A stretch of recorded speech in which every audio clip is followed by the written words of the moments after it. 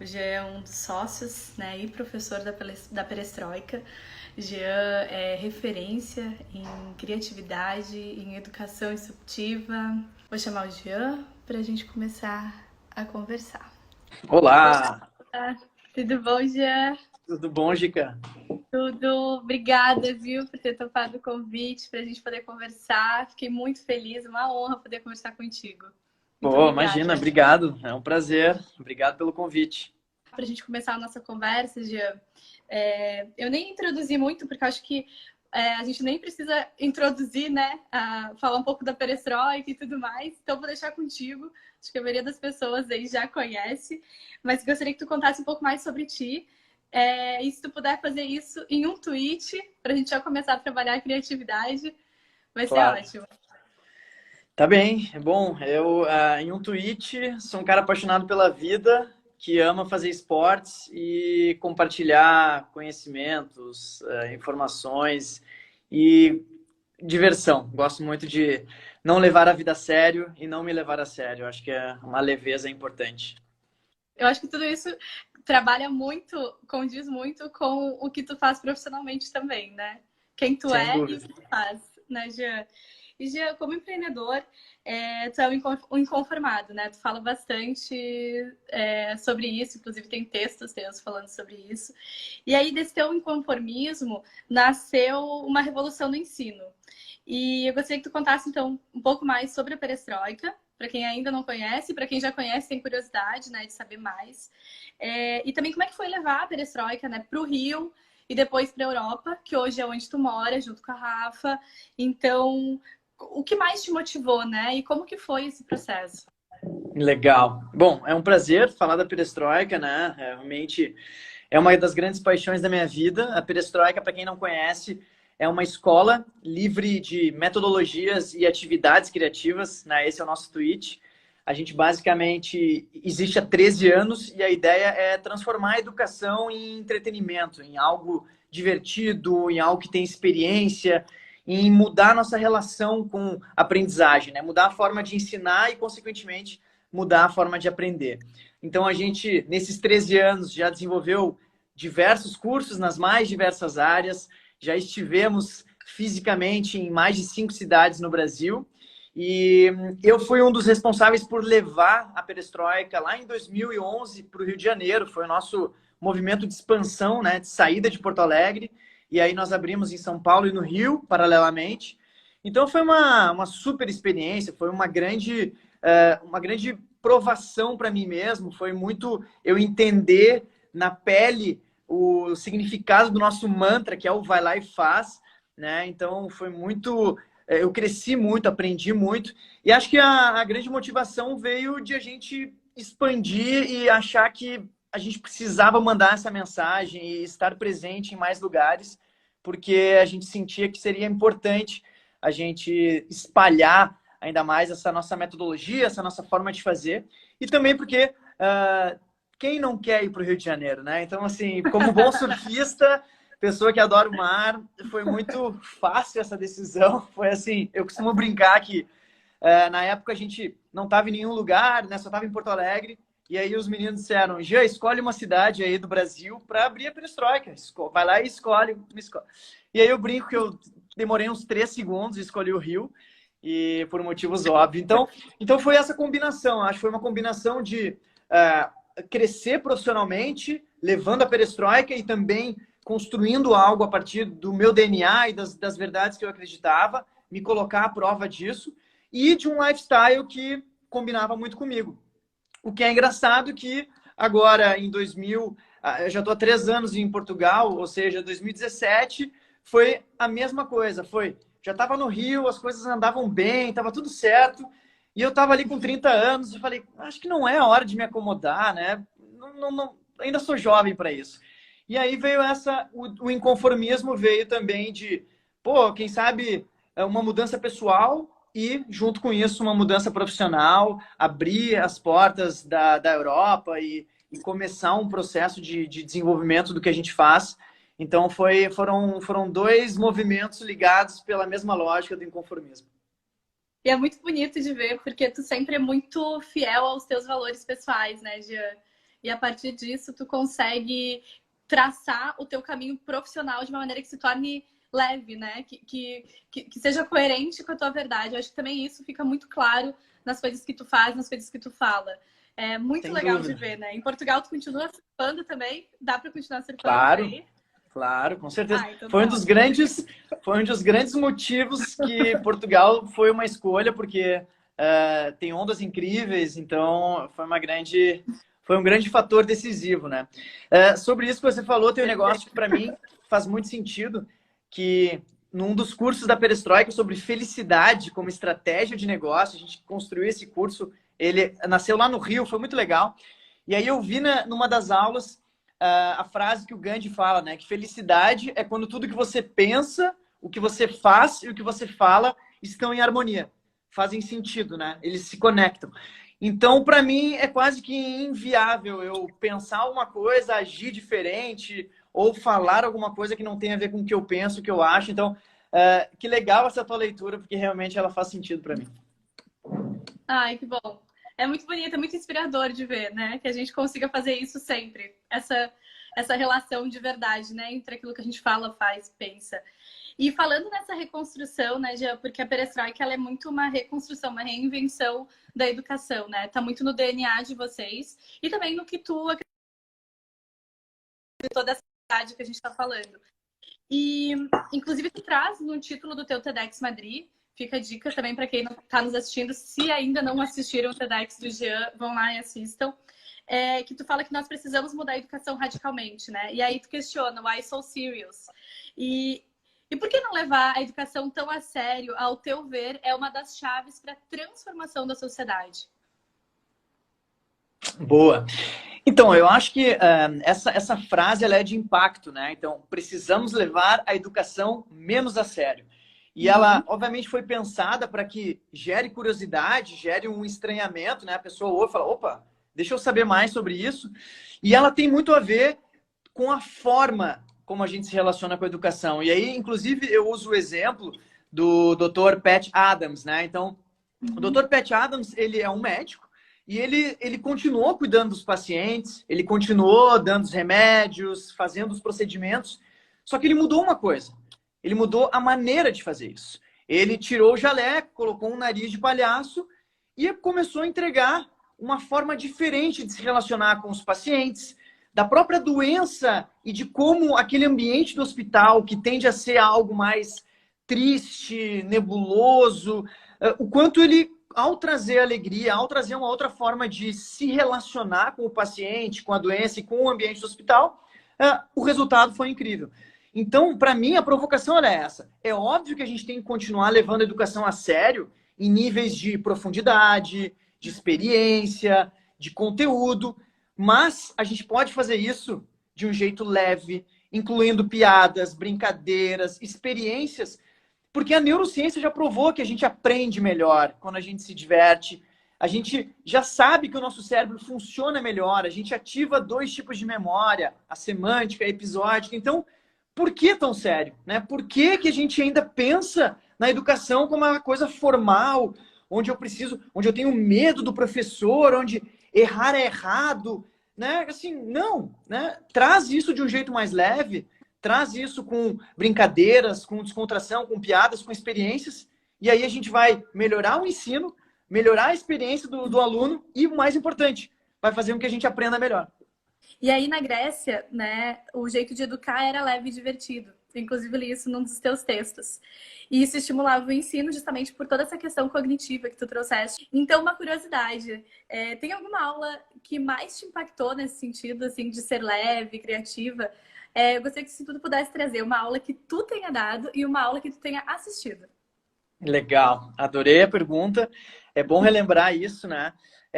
Assim, eu acho que tem aulas que são muito emblemáticas na perestroika e o tema faz muito sentido, que são aulas de experiência, né? Quando é uma aula de experiência, obviamente a gente transforma a aula numa experiência como um todo, né? Então a gente se preocupa em ter experiência em todas as aulas da perestroika, mas não...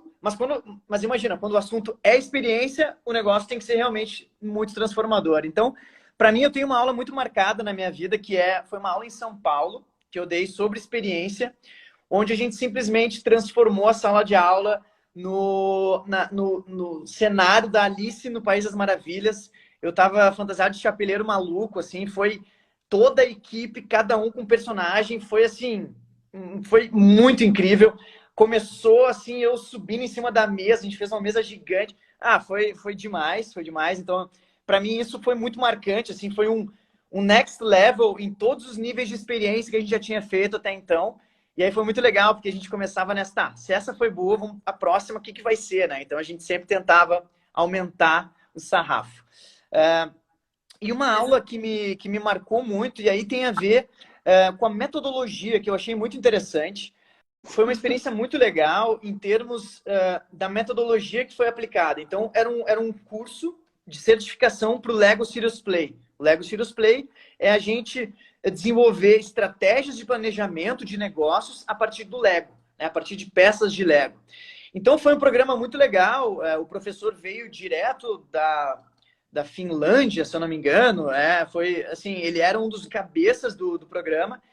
E aí, como a gente, como aluno, a gente estava aprendendo como usar o Lego para construir as metodologias, mas a gente também estava aprendendo como virar professor dessa metodologia. Então, era uma sala de aula que tinham duas mesas.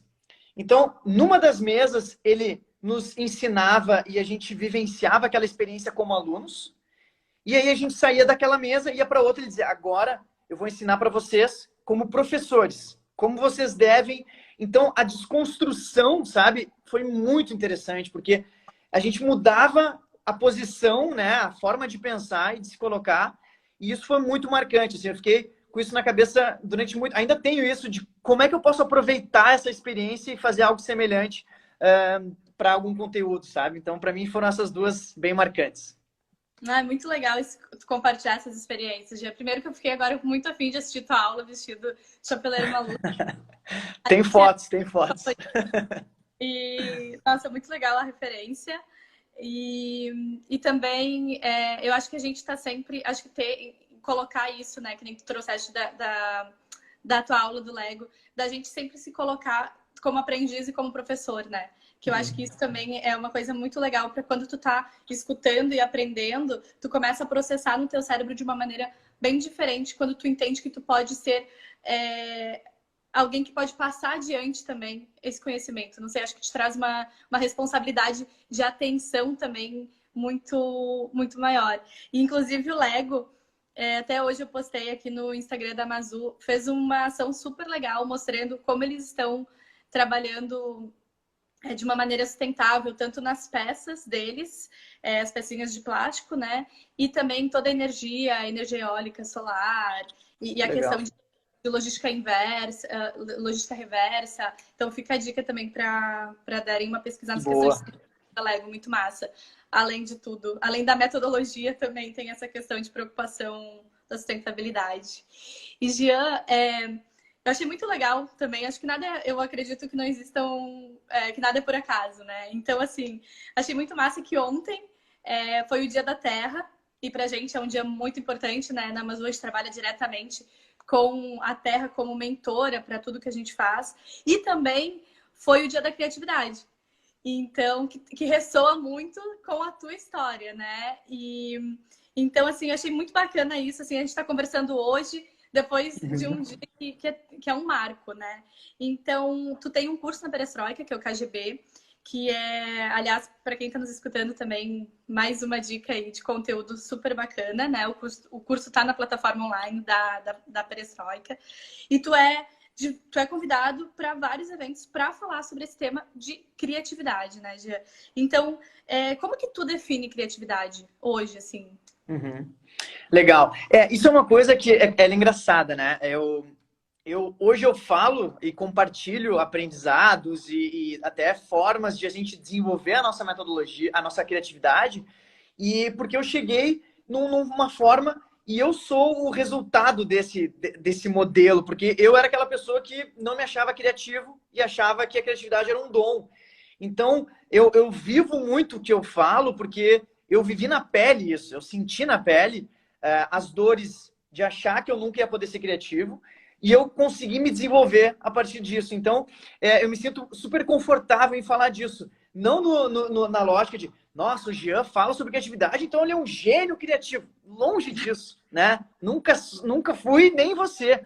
Mas eu acho que a lógica ela tem que ser muito com a gente buscar a evolução da gente se comparando com nós mesmos, né? E acho que esse é uma das grandes brigas que a gente tem na nossa cabeça quando o assunto é criatividade e até outros assuntos, mas eu vejo muito com a criatividade que a gente se comparar com outras pessoas. Ah, não, mas quem é criativo mesmo é meu amigo, meu primo, minha irmã, meu... Não, mas eu não. Não, não é essa a briga, né? E até a gente participou de uma reportagem de capa da Você S.A. do mês passado ou retrasado, não me lembro, falando sobre criatividade. E aí a repórter me perguntou, qual é a tua definição de criatividade? E eu fico menos preocupado hoje em dia, e eu acho que a gente deveria canalizar nossa atenção menos em definir criatividade e mais em desenvolver nossa criatividade. Porque não existe verdade absoluta. É assim, eu vou dizer, criatividade para mim é a gente construir algo que seja útil e que faça sentido para nós. Mas o que isso leva? Não nos leva a lugar nenhum. Agora, como é que eu faço para desenvolver o meu potencial criativo? Aí sim. Porque daí a gente está trabalhando a evolução, né? A gente está se preocupando em pegar essa habilidade e desenvolvê-la. Eu tenho usado ultimamente a metáfora do violão, né? Que assim, se a gente pega e tratar a criatividade como a gente aprender a tocar um instrumento como violão, se você me perguntar, o que é um violão para você? Não vai fazer diferença nenhuma para as pessoas que querem aprender a tocar violão, né? Agora, se eu disser para ela, para você aprender a tocar violão, você primeiro tem que entender as notas que cada uma significa e saber as casas, o impacto que vai ter se você apertar o botão.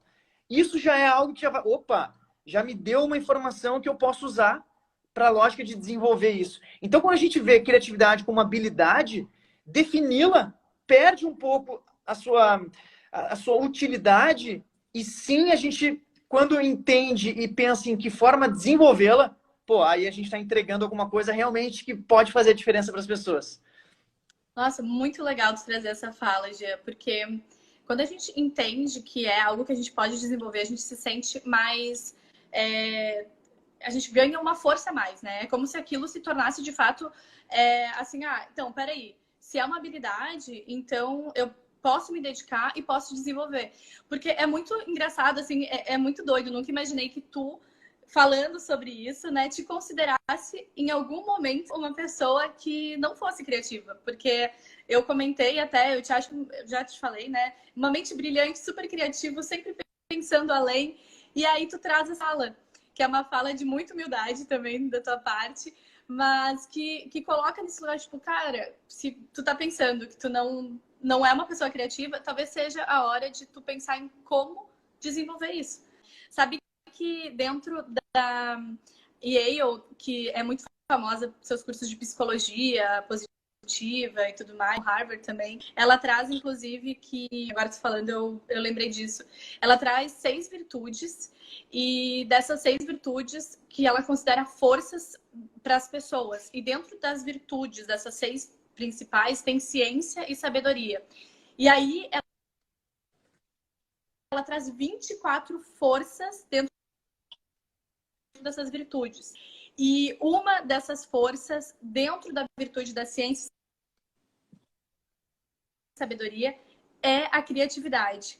E isso é muito legal, assim, porque tu entender quais são os teus pontos fortes, uma posição para ti como profissional, como pessoa, e isso pode, sim, te trazer mais felicidade também, porque se torna uma virtude, então tu acaba incorporando isso no dia. Eu acho que isso é muito mais amplo do que a gente só falar, eu sou criativo porque eu gosto de fazer uns desenhos coloridos, umas coisas assim, vai muito além, né? Do que Sem às vezes dúvida. a gente limita uma punição de Sem criatividade. Dúvida. Falando em criatividade e como especialema, para quem quer começar a desenvolver isso como uma habilidade, Gia, tu tem aí umas 3 dicas ou mais para que a gente possa trabalhar nisso e desenvolver como uma força? Claro, claro. Eu acho que, assim, um bom começo é a gente começar a treinar as nossas conexões, né? O poder de conexões. A gente fala muito, hoje em dia, de identificar padrões, né? Então, a biomimética é uma grande forma de a gente encontrar padrões na natureza para a gente aplicar no nosso dia a dia, no mundo corporativo, ou seja o que for. Inclusive, é algo que eu admiro, respeito e gostaria até de estudar mais, até já falei contigo sobre isso algumas vezes. Juntos, Então, vamos. vamos. Então, a lógica da criatividade tem vários autores que definem e são taxativos e dizem criatividade nada mais é do que conectar coisas. Né? Então, no momento que a gente começa a identificar padrões e conectar uma coisa a outra, a gente começa a exercitar o poder de enxergar além daquilo que são duas coisas separadas. Né? Como seria combinar isso? Então, sei lá, um exemplo bem simples é o iPhone, né? O iPhone, ele não é nada novo. Ele é a conexão em um aparelho de uma máquina fotográfica, um MP3 e um aparelho celular. Então, nossa, é genial, foi o aparelho inovador. Sim, mas ele basicamente conectou outras coisas, né? Quantas outras coisas aí que a gente olha e fala, meu Deus, isso é incrível, e foram conexões. Então, a gente começar a treinar esse olhar para identificar padrões e começar a buscar conexões e ver se elas fazem sentido ou não. Uma grande pergunta, né? Uma grande forma de desenvolver isso é o tal do what if, né? E se eu pegasse essa xícara e usasse ela que não fosse para tomar um chá ou um café, né? De que forma eu posso questionar os outros usos para as coisas que a gente usa normalmente, né? A lógica de fazer boas perguntas, né? Se preocupar mais em questionar, em por que aquilo funciona, por que isso é desse jeito. Eu adorei um livro que é o Sapiens, que, né, uma galera leu e tal. E, assim, para mim, ele foi uma grande aula de treinar de perceber o quanto eu tinha aceitado coisas da história sem me questionar. Então, assim, como é que surgiu o dinheiro? Né? Por que que a Europa, um continente tão pequeno, virou tão forte, tão poderoso? Né? Então, coisas que eu até então, tipo, tinha aceitado, simplesmente simples assim. Eu comecei ao ler, eu falei, nossa, isso aqui tem muita coisa que se a gente olhar para trás, a gente pode encontrar vários insights e aprendizados. Então, padrões e conexões é fundamental. E a segunda coisa é a gente ter uma caixa de ferramentas com muitas ferramentas, né? A metáfora, ela é do HD, né? Imagina que eu e tu, a gente compra um computador, né? A gente sai da Apple com o mesmo computador, exatamente o mesmo computador. A gente abre, ele tem a mesma tela de fundo, as mesmas pastas, tudo igual. Aí, cada um vai para sua casa e a gente se encontra um mês depois, cada um com o seu computador. Ao abrir o meu computador e ao abrir o teu, eles vão ser completamente diferentes, né? Porque tu colocou as informações, as pastas, as fotos, o teclado foi organizado pela tua forma de trabalhar, né? E eu fiz do meu. Isso é o nosso repertório, é o que eu tenho no meu HD. Imagina que o meu cérebro é o meu HD e tu tem o teu. Não existe melhor nem pior. O que existe são repertórios diferentes. O grande segredo, ou uma grande forma de a gente potencializar o nosso poder criativo, é a gente tendo mais bolinhas dentro desse HD, mais pastas diversas, né? Porque aí também não é só assim, eu gosto de surf, então eu só vou ler coisas de surf, eu só vou estudar surf. Tá, mas então dificilmente eu vou ter uma ideia ligada ao surf se eu conectar só coisas do surf que é criativa. Então eu preciso ampliar meu repertório para que no momento em que eu conecte surf com cavalo, e aí eu faça um surf com o cavalo me puxando, opa, pô, é uma coisa que até então não fazia sentido, não estava no inconsciente coletivo, as pessoas olham e falam, nossa, que criativos, né? Por quê? Porque eles conectaram mundos, ferramentas que aparentemente não faziam sentido. Só que se eu não tiver repertório de cavalo e de surf, eu nunca vou conseguir conectar. Então, ampliar repertórios, né? Ler a respeito de assuntos que não necessariamente têm a ver com o que a gente trabalha, buscar ampliar esses nossos backgrounds com coisas que aparentemente não fazem sentido, pelo exercício de ampliar o repertório. Porque pode ser que um dia a gente precise, e quando a gente precisar de uma chave de fenda, de um martelo e de uma furadeira, a gente ter isso disponível na nossa caixa de ferramentas. Nossa, muito legal isso, né, de a gente se entender como esse sisteminha de uma caixa de ferramentas. Acho que isso também, porque a gente às vezes não gosta muito de um tema e acaba se dedicando muito a isso e acaba ignorando outros potenciais de aprendizado que a gente poderia ter, né? Então, acho que realmente a cabeça aberta, a mente aberta, o coração aberto para poder absorver informação é essencial para que a gente possa se tornar uma pessoa mais criativa. E a curiosidade, é isso, né? É isso que tu falou, assim, para eu perguntar o e se, eu preciso ter muita curiosidade para conseguir conectar temas, né? Então, é muito essencial. E tu fala de uma coisa que eu acho bem legal, né, que é a confiança criativa, que vem junto com essa habilidade de ser criativo. Porque não basta só eu ter a ideia, eu preciso confiar nela. Eu preciso acreditar nela. Como que a gente pode encontrar essa confiança? De que forma a gente redescobre essa confiança? Porque como crianças a gente é muito criativo e a gente pode ser tudo. E a gente começa a crescer e a gente começa a se colocar em caixinhas, né? Então, o que é confiança criativa e como desenvolvê-la? Boa. Então, eu acho que é isso. A gente, quando pensa assim, quais são os seres mais criativos, né? A gente pensa logo nas crianças, né? Tá, mas e por que será, né? Todos nós já fomos crianças e a gente já teve nossos momentos criativos, quando a gente ia lá, desenhava uma galinha com cabeça de chimpanzé, ou a gente combinava, tinha o nosso amigo imaginário, criava histórias, né? Por que a gente perdeu isso, né? Ou por que algumas pessoas perderam isso? Isso está diretamente relacionado com uma palavrinha que tem 3 letras, que é o ego, né? Que é o medo do julgamento do outro, que aí já é uma coisa que interfere demais. Só que antes mesmo do julgamento do outro, tem o nosso julgamento. Então, para a gente conseguir desenvolver, resgatar ou fortalecer a nossa confiança criativa, a gente tem que aceitar as nossas ideias. E quando a gente entende que o processo criativo ele tem no mínimo 2 momentos, o primeiro é o de divergência e o segundo é de convergência, quando a gente se permite aceitar as nossas ideias, por mais absurdas que elas sejam, por mais idiotas que elas sejam, por mais incabíveis que elas sejam, mas elas fazem parte do processo de divergência, aí a gente se aceita, porque no processo de divergência vale tudo.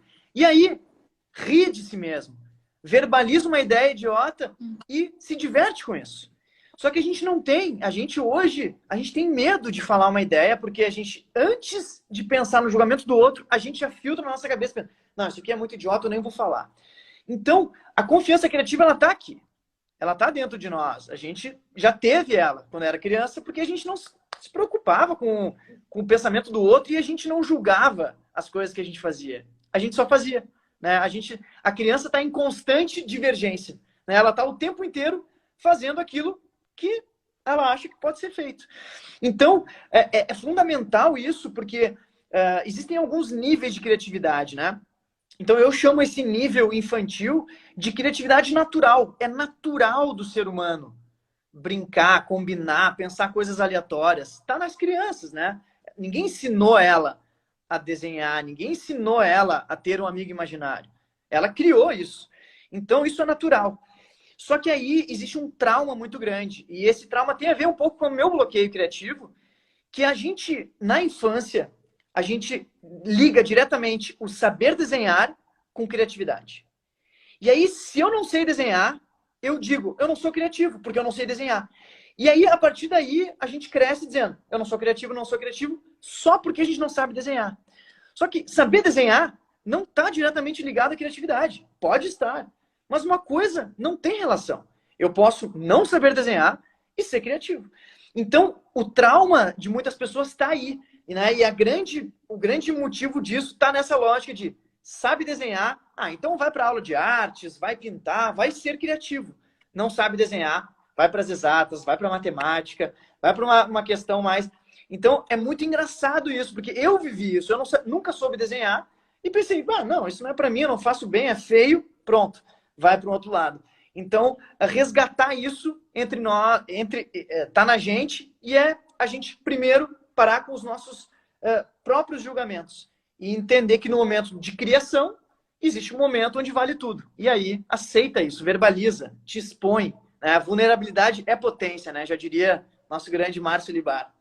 Nossa, me identifiquei muito com a tua fala, porque eu sou engenheira, né? E eu cresci acreditando nisso, assim, não, eu realmente não sei desenhar, e com as minhas irmãs muito ativas nessa parte da criatividade, desenhando, cantando, e eu falava, meu Deus, não sei tocar instrumentos, eu não desenho bem, tipo assim, eu não sou criativa. Você é engenheira. E daí, tu vê só que interessante, né? E eu sempre tive muito o incentivo delas, agora falando um pouquinho assim. Elas sempre falaram, não, tu é criativa, só que de uma outra maneira. E é muito isso da tua fala, né? É a gente começar a descobrir no que é que a gente tem esse potencial criativo. Não necessariamente vai ser nas artes. Quem tem nas artes, lindo. Mas se você não tem nas artes, isso não significa que você não tenha o potencial criativo e a habilidade de criar. E muito, muito maravilhosa a tua fala. E, inclusive, falando de vulnerabilidade, tem o Márcio Libarin, ele fala, e também a Brené Brown, que eu admiro muito o trabalho dela, né? Que ela fala que vulnerabilidade é coragem, né? Então, e coragem vem do coração. Então, essa questão de tu saber se colocar e saber se expor te dá também uma permissão de transbordar aí o que se é e o que se cria. Eu acho que a gente precisa também se colocar nesse lugar de vulnerabilidade como um ambiente seguro de criação, né? Então, a gente tem que mudar talvez aí algumas partes aí culturais e outros, mas começa aos pouquinhos aí, acho que em cada um de nós levando essa consciência, a gente já consegue transformar mais, né? E Sim, Jean, ou então no mundo corporativo especificamente, um bom primeiro passo é começar a reescrever as normas de grupo, né? Que as normas de grupo, elas são responsáveis por nos trazer segurança psicológica, que é um dos fatores principais para que a gente produza mais em grupo, né? Então, reescrever as normas de grupo e as pessoas criarem esse espaço de confiança no momento de geração de ideias, aonde não existe o julgamento, onde as pessoas não se sintam inibidas por falar alguma coisa que não faz sentido, já é um bom primeiro passo. Perfeito. Criar esses ambientes seguros para errar, né?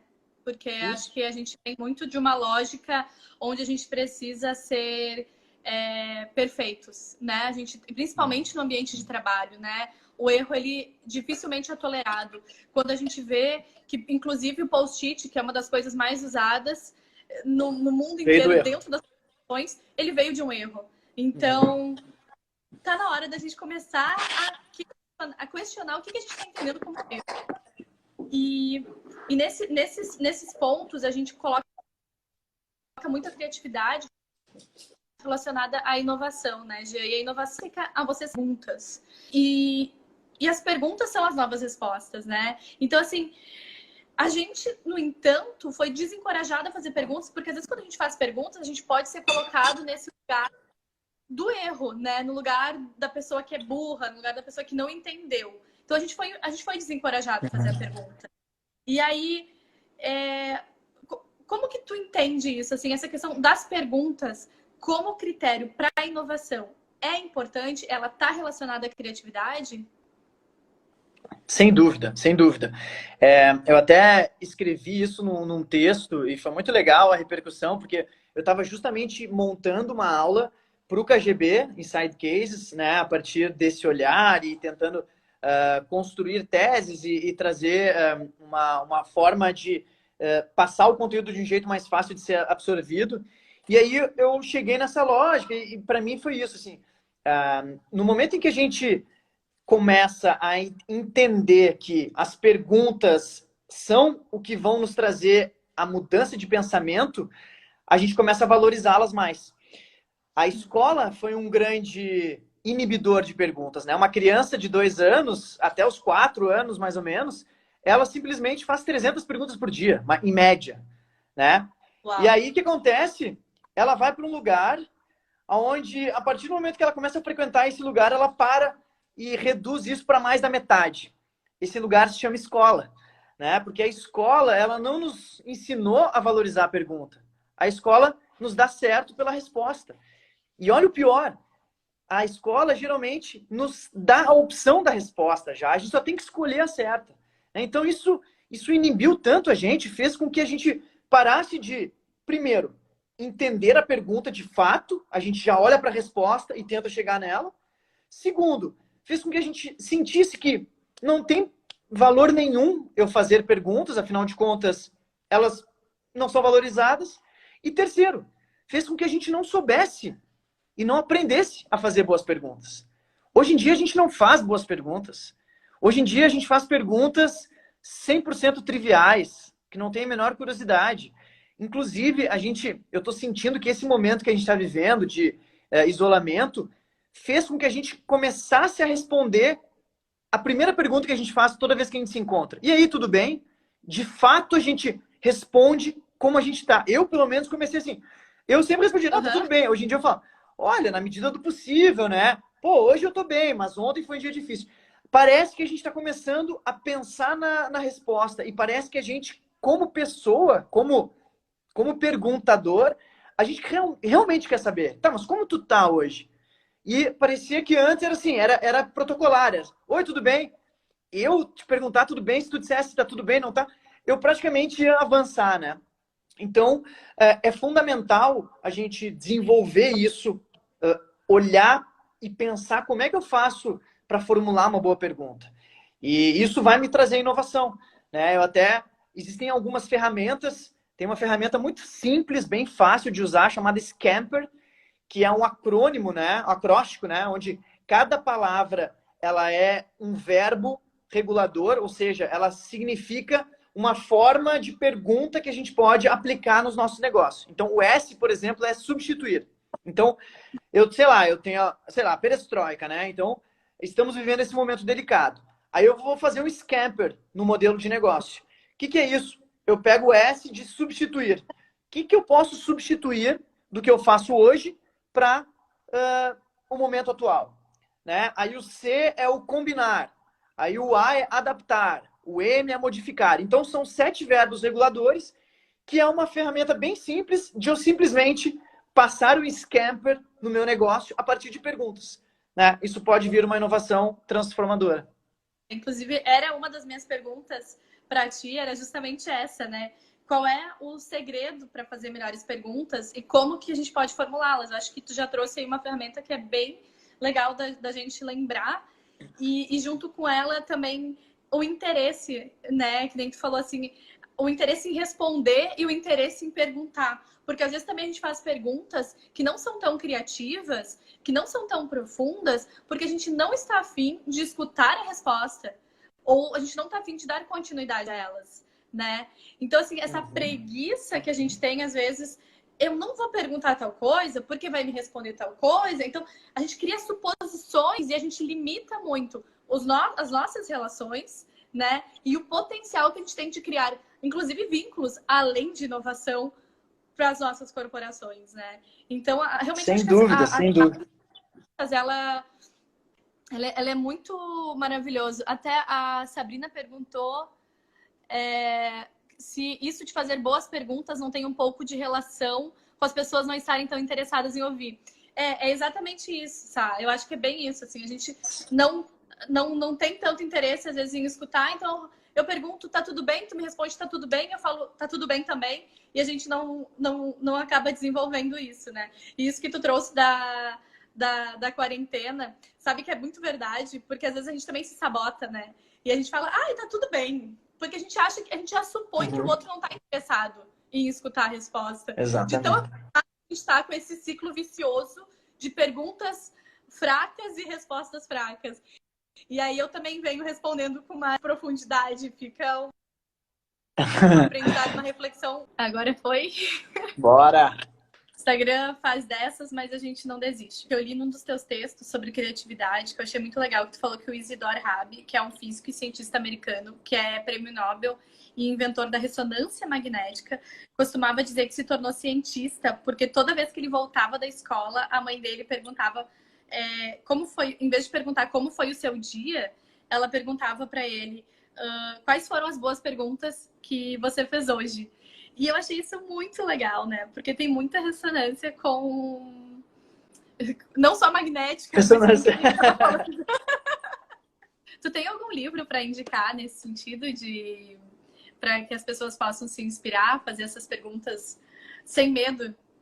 Tenho sim. É um livro que chama The Book of Beautiful Questions, né? O livro das perguntas bonitas, né?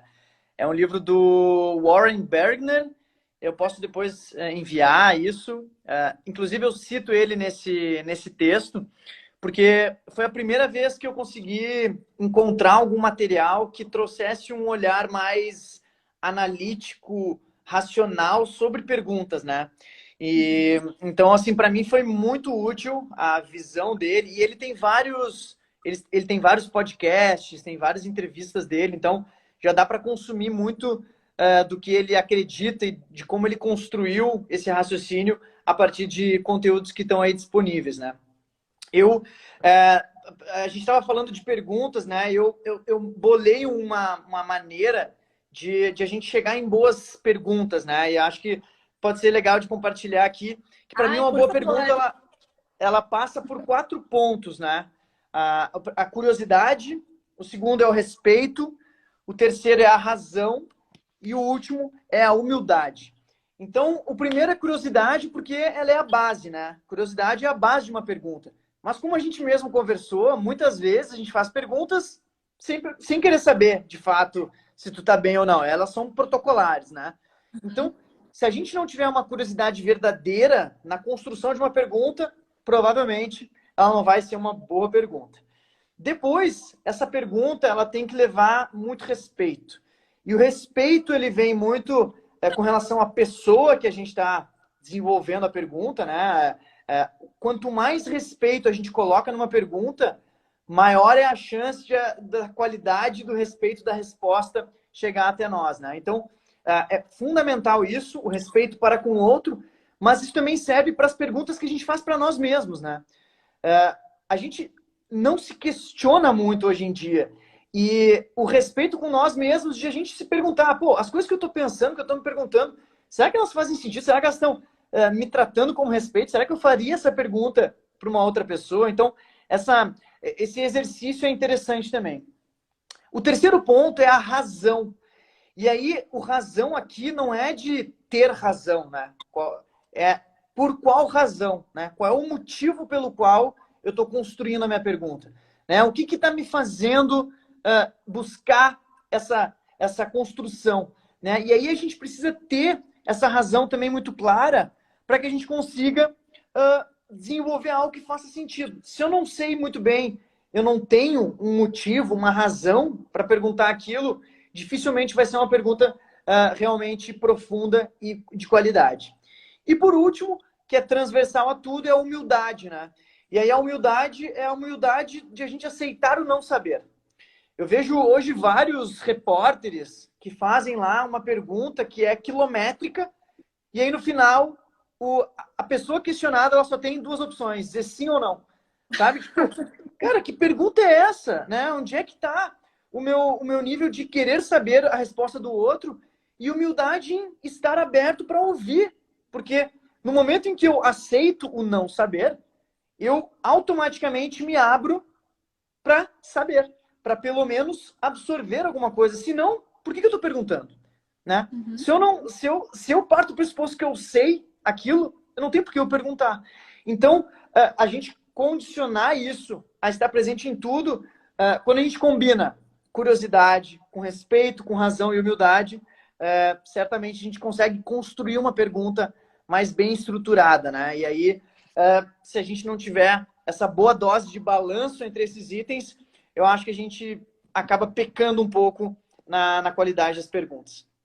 Perfeito, já bem interessante isso que tu trouxeste. Sabe que eu já tinha...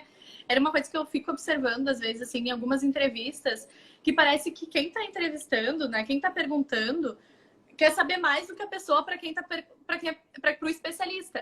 Aí eu fico pensando, cara, mas deixa a pessoa me dar a resposta. Tipo, você perguntou e respondeu, e, né, e assim... E tá, eu estou te fazendo perguntas, mas eu não sou formada em jornalismo, eu estou aqui genuinamente interessada em aprender. Então, talvez, até peço desculpas caso tenha feito isso, não foi a intenção.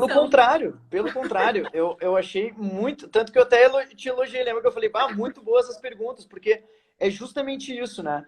A contextualização, ela é importante, claro que é, né? Mas ela é diferente de simplesmente dar a opção da pessoa dizer sim ou não, né? Não tem problema, mas só quando a gente fizer isso, a gente se dá conta que dificilmente a gente está construindo alguma coisa para que também nos traga coisa positiva, né? A pessoa que está perguntando, ela é a mais interessada em fazer com que aquilo seja positivo, né? Porque ela vai estar aprendendo, né? Eu adoro fazer perguntas, porque é o momento onde eu estou ali aprendendo, né? Eu estou ali tirando o máximo, então é muito importante. E eu queria te parabenizar, obrigado pelas excelentes perguntas. Obrigada. E, eu, e Nossa, que talvez honra. e talvez justamente o fato de não ser jornalista faça com que não tenha os vícios, né? Todas as questões que talvez o jornalismo precise se atualizar, talvez as lógicas de construção de perguntas tenham que, sei lá, serem, sei lá, moldadas, né? Ou talvez eu esteja errado e, sei lá. Mas faz sentido pra gente. Eu acho que também isso tem...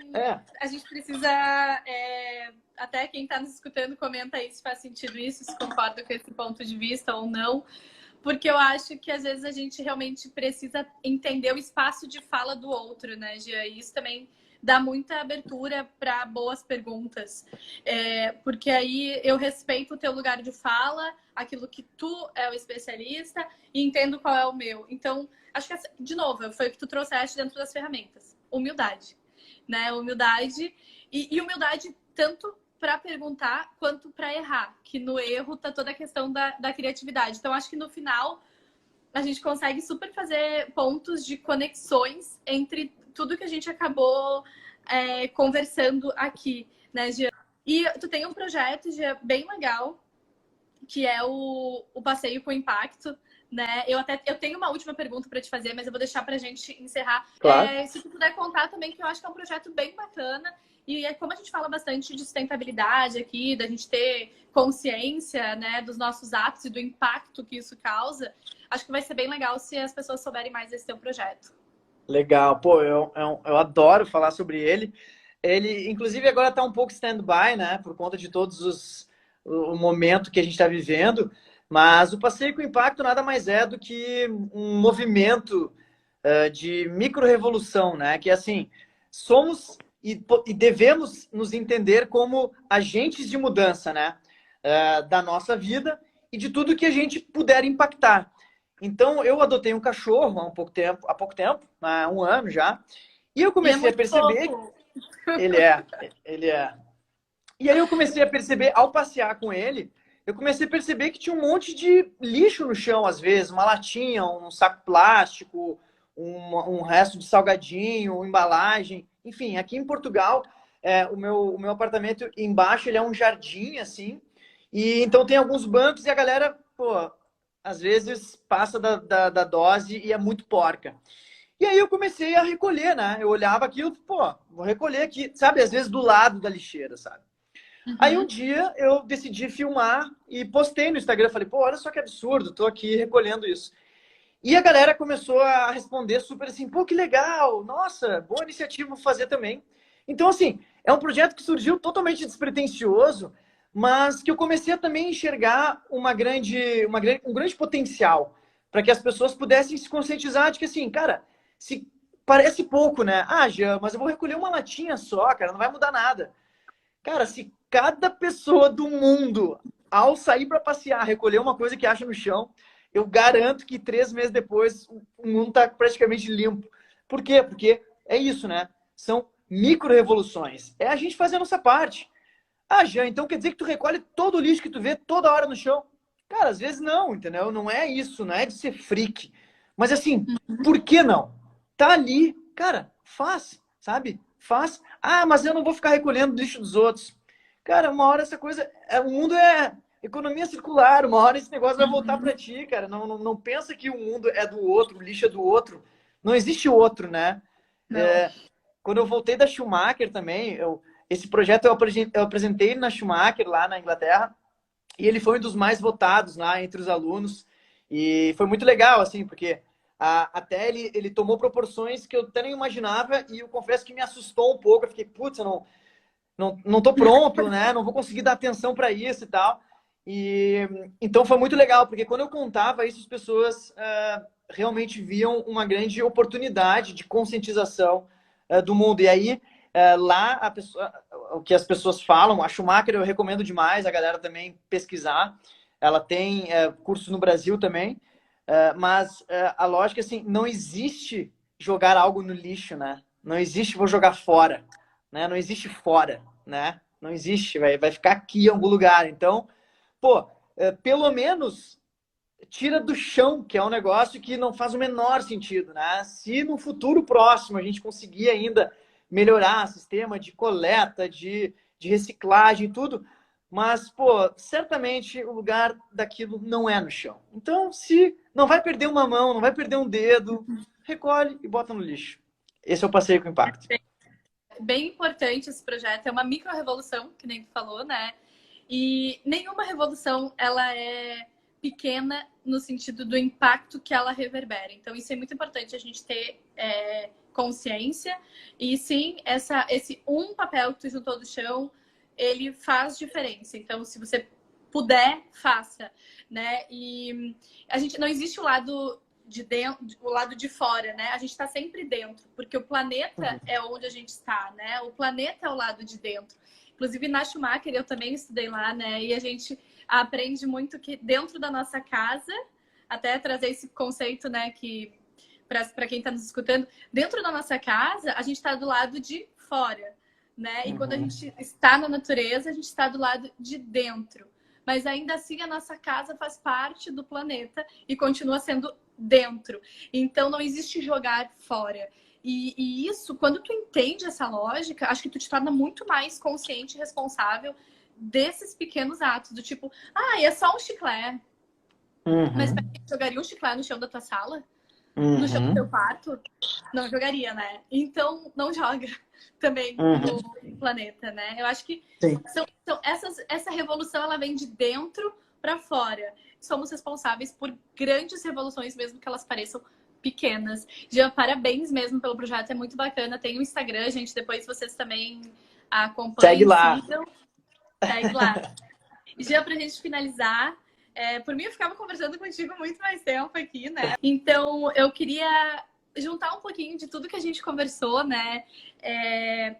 Da questão da imaginação, da criatividade, da educação, das perguntas, do passeio com impacto, de tudo que tu quiser trazer e te fazer essa pergunta.